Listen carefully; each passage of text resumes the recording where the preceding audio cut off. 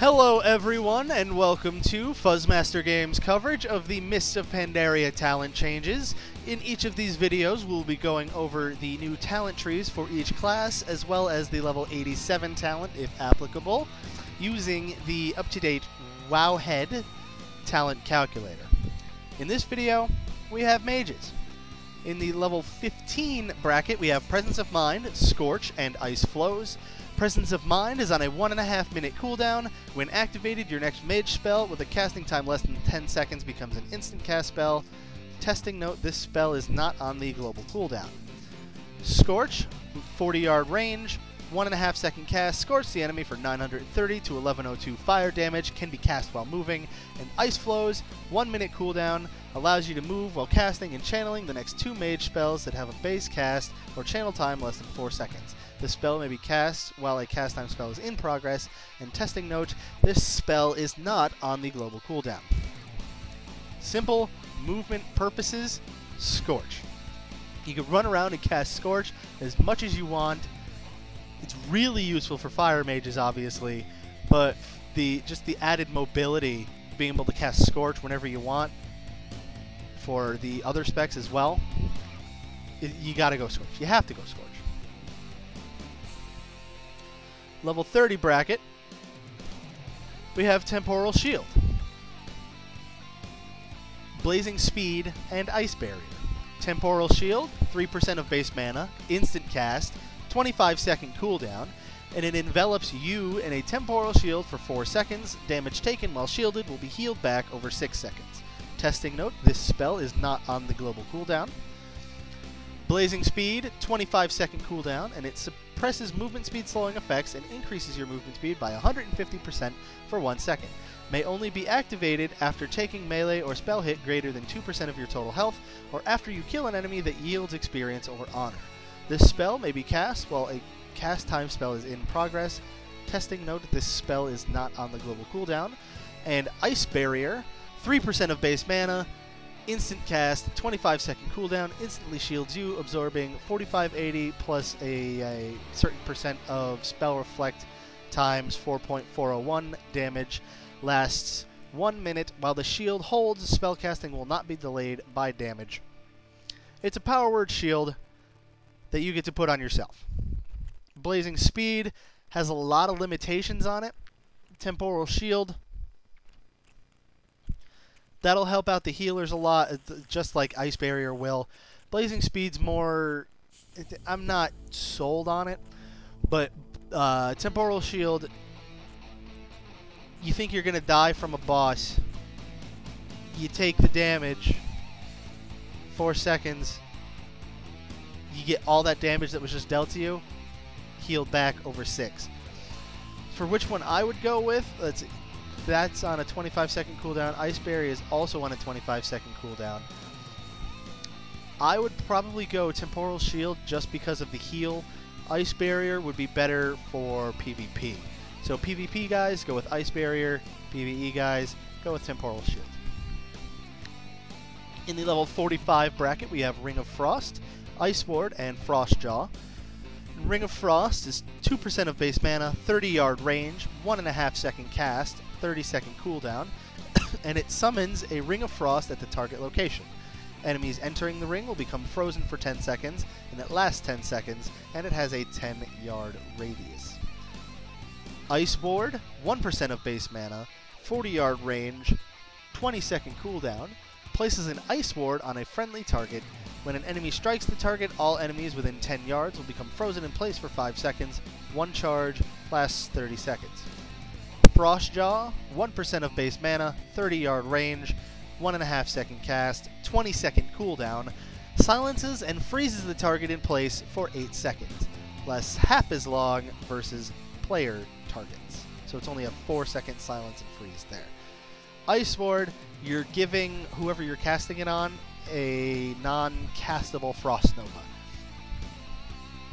So you put Ice Ward on somebody, they get hit once, they cast Frost Nova. That's all that is. I would probably go Ring of Frost specifically for PvP because you can choose where to put it. The Ice Ward, the person might get hit accidentally by something you're not intending them to get hit by. And Frostjaw, that's Ring of Frost and Frostjaw. They both have their PvP stuff, but Ring of Frost is good for PvE as well. Frostjaw is more specifically just for PvP. I would go Ring of Frost. In the level 60 bracket, we have Greater Invisibility, Cauterize, and Cold Snap. Greater Invisibility is on a 2.5 minute cooldown. It instantly makes the caster invisible, reducing all threat and removing 2 damage over time effects.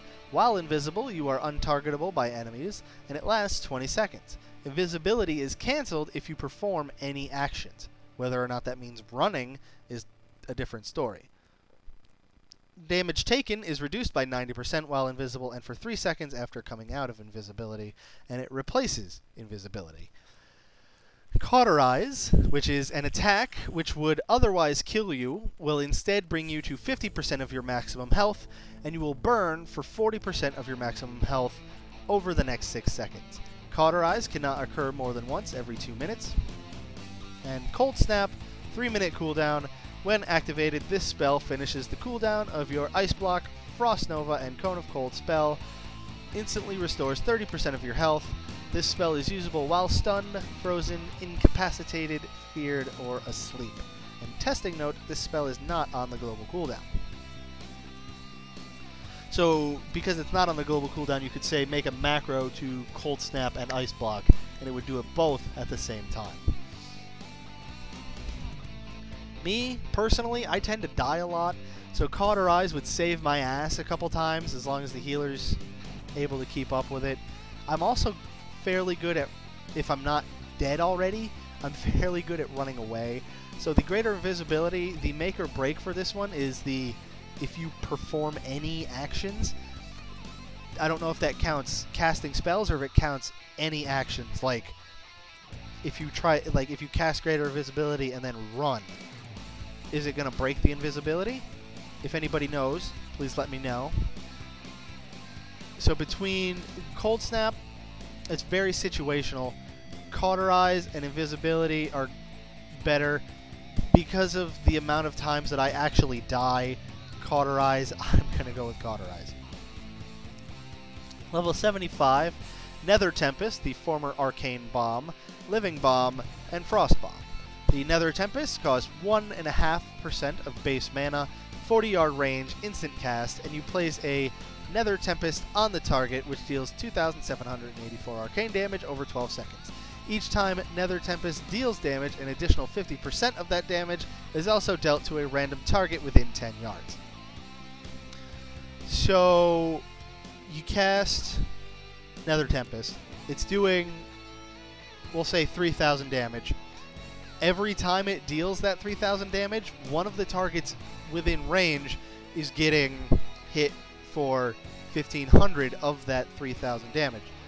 So if you put Arcane Bomb, if you put Nether Tempest on one target, and then say you're fighting 2 targets, so you put Nether Tempest on both targets, they're both taking the 3,000, and they're both taking the 1,500 for a total of 4,500. Nether Tempest doesn't have a target limit, which will allow you to Nether Tempest a lot of stuff in the general area. Living Bomb, the target becomes it costs 1.5% of base mana, 40-yard range in its instant cast, and the target becomes a Living Bomb, taking 1388 fire damage over 12 seconds.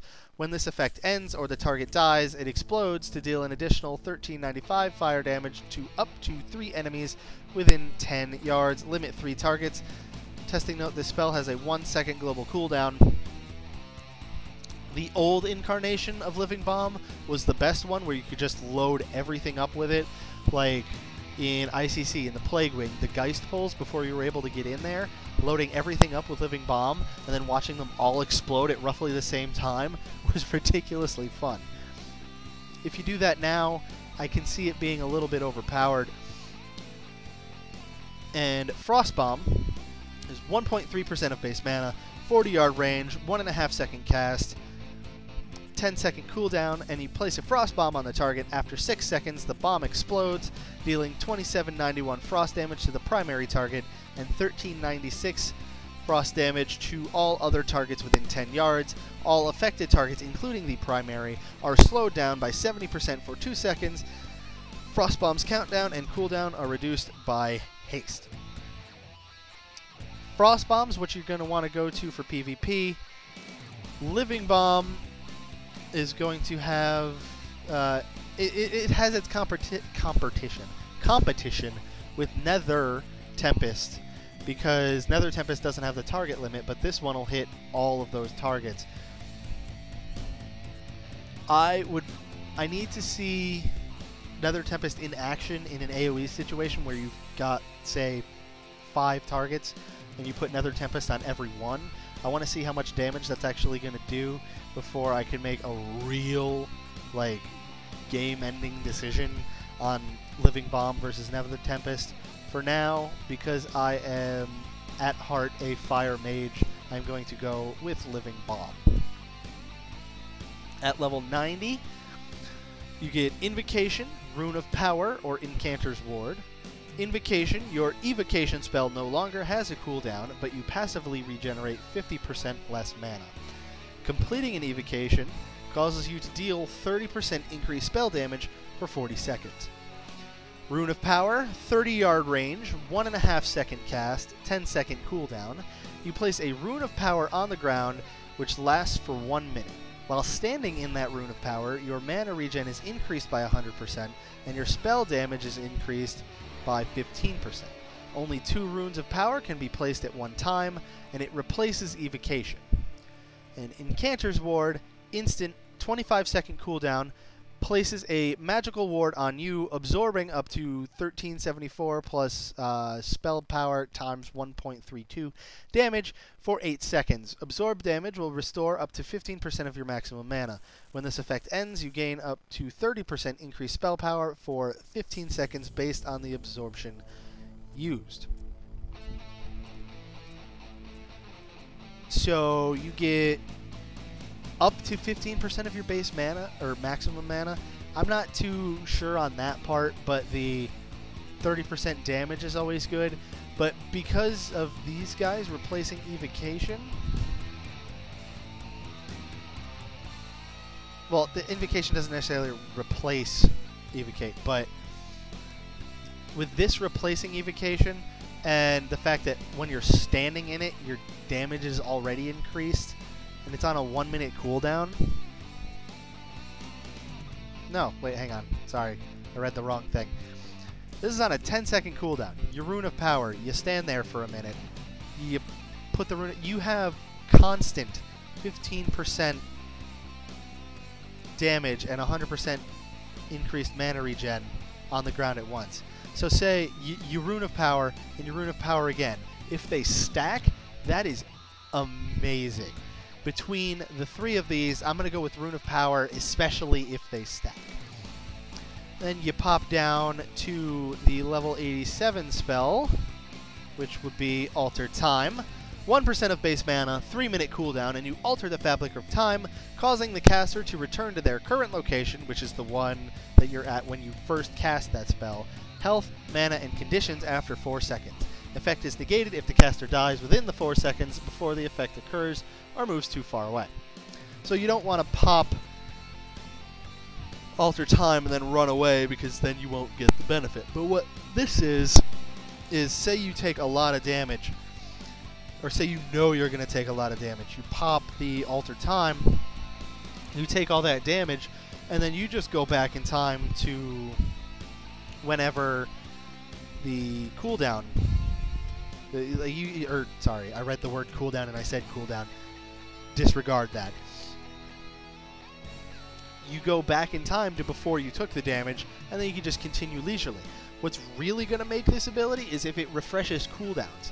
So say you pop all your cooldowns, you go through all of the duration of all those cooldowns, then you pop Alter Time. No, wait, no. You pop Alter Time and then pop all of your cooldowns. Will you go through, use all of it, and then pop back into before the cooldowns went off? So you get a little bit of extra time on them. That's what's going to make or break Alter Time. I need, once again, to see it in action to make a final judgment. If you have any questions, please post a comment below or send me a direct message here on YouTube. Please like the video and please subscribe to my channel. Thank you for watching, and we'll see you next time.